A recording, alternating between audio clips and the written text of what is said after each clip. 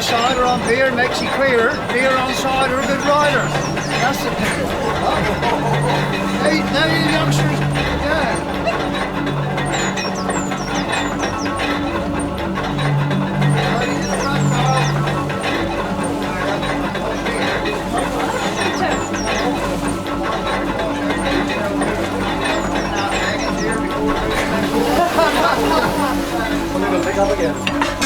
this press has been here.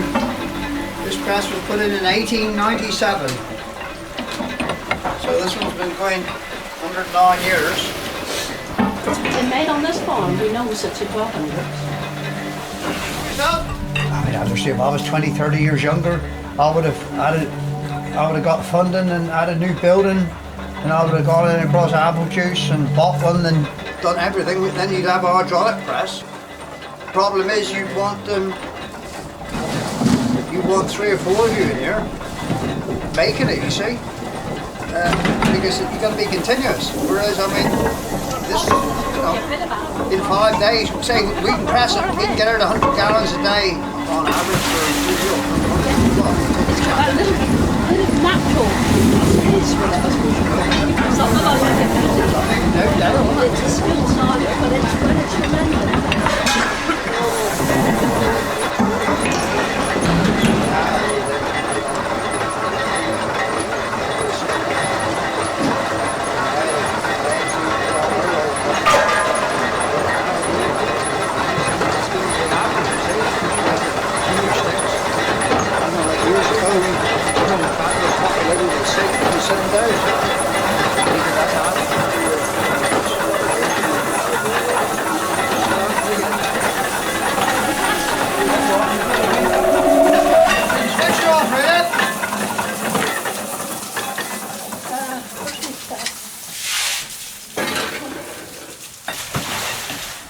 We've got records going back nearly 400 years. But I mean, well, I should carry on so long as I can. I mean, when the time of the year comes, it's natural progression. You just get on and make a cider. I mean, we used to have people who used to come here and work, and in the old thrashing days when we were been around here, thrashing on down dale, isn't it? Well, like I said, the yeast is in the skin of the apples, you see, and I mean, as was really now, you'd call them alcoholics. All those old men years ago that was drinking. They drink a couple gallons a day, think nothing of it.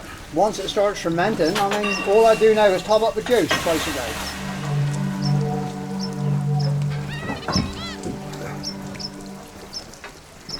I think it's in the blood then. Cider making. It's in the blood if you continue on. I mean, when I was a youngster, I couldn't say to me grandfather and uncle, like, you know, I ain't gonna do it. I had to pick up apples. But, you know, the time of the year comes and you get on with it. And yeah, it's got to be in your blood. Somewhere along the line. I'm sure the way we do it compared, like if we had a hydraulic press with Hessian, I think the straw might,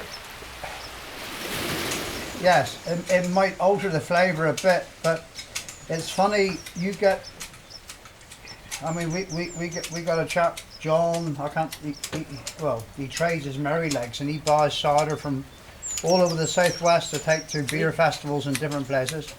And he has set up in Devon and Somerset where you've got a lot of still small producers. And you can go from farm to farm, or you know, next door, and the cider tastes completely different.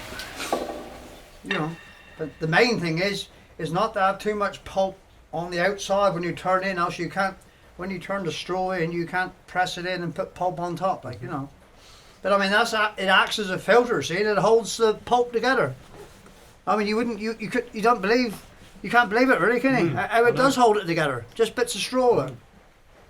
But see, in the olden days, when we used to thrash the corn, I mean, the straw used to come out just like when it was cut with a binder. It was long then, you see, and it was in trusses. You know, it was like, you know, 2 bits of cord around it. Well, then all you did then, you just cut the 2 bits of cord, you pick up a bit, and you go like that there. Just, you know, it was like reed, you know, beautiful. But I mean, we've got some decent straw this year, but I mean, we've been quite lucky. But I mean, back in the mid-90s, we had a couple of years when we had diabolical straw. It was sweet and lovely, but it was short, dousey. And that's no good for the cider. Well, you got a job to hold the pulp. Yeah. We had 1 or 2 cheeses split a bit. We had to be very careful with them. There's nothing you could do about it.